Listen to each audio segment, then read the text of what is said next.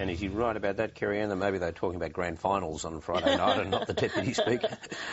Look, clearly the ins and outs of how the Deputy Speaker came to be is not something that would enthrall the general public. It is for political aficionados. But the end result of what happens there, and perhaps the arrangements in the House and how the whole pairing system is going to work, I think is something that eventually will get through. And people are clearly not silly. Voters are not silly. Both sides of politics, MPs continually tell us that.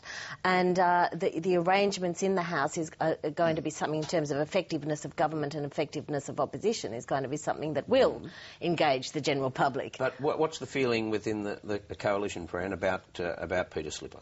Well, I think that's the reason. Sure, they're not talking about the pub on Friday night, but I bet they were talking about wherever the Libs were going drinking on that particular night, because they weren't happy. You just had to look at their faces. They were not happy at this, because not so much because Peter Slipper or Bruce Scott, whoever, was going to be one of their own, was going to be in that position anyway. It's just that Labor controlled the outcome, and importantly, I think in that first vote, the six crossbenchers went with the government on that. So in that sense, it was a psychological moment, I suppose, an indicator, as was the vote the next day, an indicator that each vote could break any way here. But simply what happened there was that Labor outplayed, if you like, the coalition. It was clever, but he's a bloke that goes off on a frolic of his own negotiating with the government. But they did very well to actually... That's got to alarm you as leader, doesn't it? Yeah. You've got that bloke there. Now, we'll talk about the rule changes as they've been adopted, but Harry Jenkins, the Speaker, is not... he's not particularly comfortable with the arrangements as they stand. Here he is. I was not privy to the elite 3 members of this House that made the agreement. Can I tell you the difficulty that the presiding officer has about this agreement? Because as time has gone on, there has been a lot of interpretation about this agreement.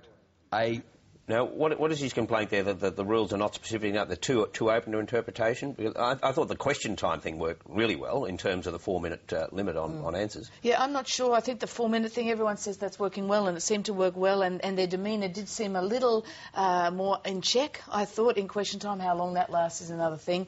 I think it's interpreting who can raise points of order and what's a breach of discipline and what's because you can... follow-up question. Yeah, follow-up question, all of that. Well, he's got to now themselves into a bit of a twist around that. He's clearly not happy with it, and he's making that clear. I think he was treated absolutely shabbily. I think he's one of the best speakers I've seen, and for him not to be included just for his input alone was, I think, just stupid, and I've really sympathised with him. But here's the point. I like more questions in question time. That's great. Shorter answers, that's great. But the fact is, the very first question asked under this new paradigm didn't get an answer. And there we're back to it. Like Tony Abbott asked Julia Gillard, what is the effect on prices of imposing a $40 a tonne carbon tax? We didn't get an answer. It's back to the same old, really. And what that means for people out there is just about zip. Barry, the important thing, I think, about Harry Jenkins is that he's clearly unimpressed, as Andrew said, about the way he was treated. And if Labor thought that he was going to be someone who would just slip out of the chair at crucial times and allow Peter Slipper to come in, thereby denying a vote for the coalition, he ain't going to play ball. No, but he was never going to be that, though, was he? They wanted changes to get an independent speaker, and they got one. But how did they get one? By pissing him off and treating him like a hack. So it backfired and spectacularly. he showed he was prepared to discipline both the Prime Minister and the Deputy Prime Minister during the week. But my point is, that is the reason. Was he ever going to be that? No, but that is the reason Andrew thought he's the best speaker he's seen for a long time. Maybe he was never going to do that. But this is the reason, probably, that Labor didn't back him in the first instance. I mean, they gave fulsome support to Rob Oakeshott, who was clearly not... In the full sense of that word, fulsome. In the full sense of the word, fulsome. Clearly not going to... He clearly wasn't up to the same speed as Harry Jenkins was going to be a speaker. Well, that's all on procedures. On policy, and the first reversal was on the carbon tax, as I discussed there with Simon Crean. Here's Tony Abbott on that. She's specifically putting on the table what she specifically took off the table before the election, and she claims it's because of the changed circumstances in the Parliament. But 144 members of this Parliament were elected saying no to a carbon tax. Just one person, the Green, was elected saying yes to a carbon tax. But paying due deference to the Greens. Now, honestly, this is just a disgraceful backflip with an even more disgraceful excuse for it. If the Greens put up a private member's bill for a carbon tax, right, and if every party stuck by their election commitment on a carbon tax, which both main parties said no, that motion would get, at best, 4 votes in the 150-vote lower house. 4 votes. Yeah. There's only one reason that Julia Gillard has given in to breaking her word, is just the curry favour.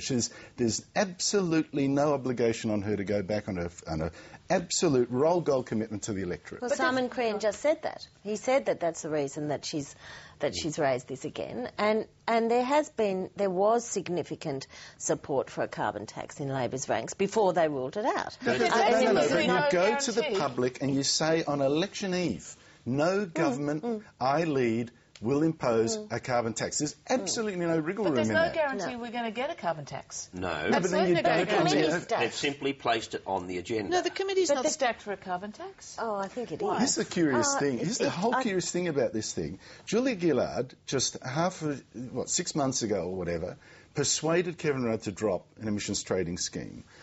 Days before the election, she also promised the voters that they wouldn't get a carbon tax.